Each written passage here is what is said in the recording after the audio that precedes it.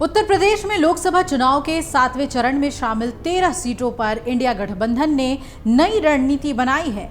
तय किया है कि संबंधित लोकसभा सीटों पर आधिकारिक मतदान कराया जाए। इसके लिए प्रदेश और जिला स्तरीय पदाधिकारियों को बूथ की जिम्मेदारी सौंप दी गई है। घर घर पहुंचने वाली टीम चुनाव घोषणा पत्र और कांग्रेस के 10 साल और सपा के 5 साल के कार्यकाल की उपलब्धियों से संबंधित पर्ची भी थमा रहे हैं। 7वें चरण में शामिल 13 सीटों में से महाराजगंज, देवरिया, बांसगांव और वाराणसी सीट पर गठबंधन के तहत कांग्रेस प्रत्याशी चुनाव मैदान में है। इन सारी सीटों पर एनडीए मजबूत है, फिर भी बीजेपी कोई कोर कसर नहीं छोड़ रही। पार्टी ने पूरी ताकत झोंक दी है। पिछले लोकसभा चुनाव में सपा और बसपा एक साथ थी और कांग्रेस अलग मैदान में उतरी थी। अगर इन तीनों दलों को मिले वोट बैंक को मिलाकर देखा जाए तो भी वो भाजपा के वोट बैंक से काफी पीछे थी। महाराजगंज में भाजपा को 59.20% वोट मिला था, जबकि सपा बसपा को 31.45% और कांग्रेस को सिर्फ 5.91% वोट मिला था। यहां बीजेपी ने पंकज चौधरी पर फिर से दांव लगाया है, जबकि इंडिया गठबंधन ने उम्मीदवार बदलकर वीरेंद्र चौधरी को मैदान में उतार दिया है। अब बात करें बांसगांव की तो भाजपा को यहां 56.41% वोट मिला। कांग्रेस ने यहां उम्मीदवार नहीं उतारा था। सपा बसपा गठबंधन के तहत सदल प्रसाद मैदान में थे और उन्हें 40.57% वोट मिला था। इस बार वो कांग्रेस के टिकट पर मैदान में हैं। देवरिया में दोनों तरफ से नए उम्मीदवार उतारे गए हैं। भाजपा के शशांक मणि त्रिपाठी और कांग्रेस के अखिलेश प्रताप सिंह के बीच सीधा मुकाबला है। चुनावी चौसर पर ब्राह्मण और क्षत्रिय बिरादरी के बीच प्रतिष्ठा का सवाल बन गया है।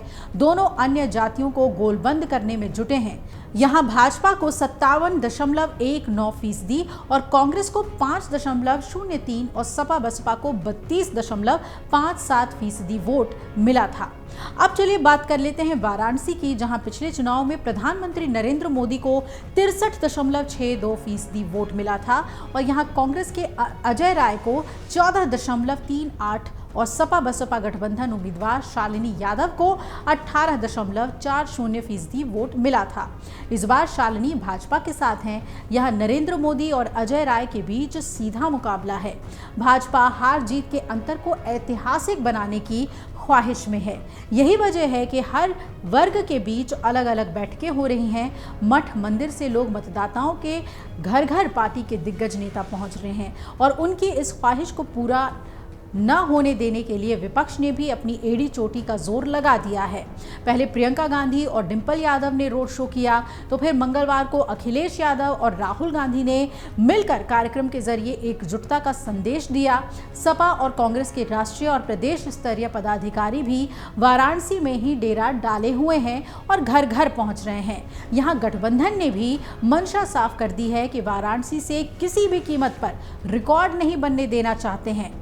अंतिम चरण के सियासी मैदान में उतरे इंडिया गठबंधन से जुड़े राष्ट्रीय और प्रदेश स्तरीय नेता काम के बदले अनाज योजना, मनरेगा से लेकर कन्या विद्या धन तक गिना रहे हैं और इसी तरह आगरा लखनऊ एक्सप्रेसवे की खासियत के साथ ही अन्य एक्सप्रेसवे की कमियां भी गिना रहे हैं। वोटरों को कामधेनु योजना, बिजली सेक्टर के कार्यों और किसान के हित के किए हुए कार्यों के पॉम्पलेट्स के साथ ही 2019 के घोषणा पत्र को भी थमाया जा रहा है।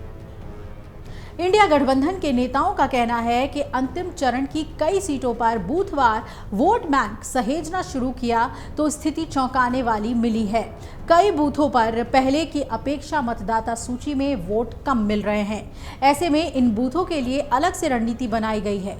इन बूथों पर स्थानीय कमेटी के साथ ही जिला और प्रदेश स्तरीय नेताओं को लगाया गया है। वो एक एक वोट को बूथ पर लाने का कार्य करेंगे। भीषण गर्मी को देखते हुए कुछ जगहों पर मतदाताओं को गांव के बूथ तक लाने की सुविधा भी देने की तैयारी है। इसके पीछे तर्क ये है कि जिस बिरादरी का वोट बैंक खुले तौर पर साथ है, उसे हर हाल में बूथ तक पहुंचाया जाए।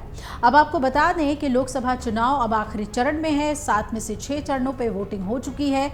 अब बाकी है केवल 1 जून का आखिरी चरण। 7वें चरण की कुल 57 सीटों पर वोटिंग होगी और इसके बाद 3 दिनों का इंतजार, फिर 4 जून की तारीख जब न सिर्फ ईवीएम में कैद सांसदों के भाग्य आगे का पिटारा खुलेगा, फैसला आएगा, बल्कि ये भी तय होगा कि जनता की अदालत ने लोकतंत्र की सबसे ऊंची कुर्सी पर बैठने का जनादेश किसके पक्ष में दिया है। एग्जिट पोल 2024 1 जून शाम 6 बजे से, लोकसभा चुनाव के नतीजे 4 जून सुबह 7 बजे से। देखिए चुनाव नतीजों से जुड़ी हर खबर सबसे पहले, सबसे सटीक, केवल अमर उजाला पर, amarujala.com।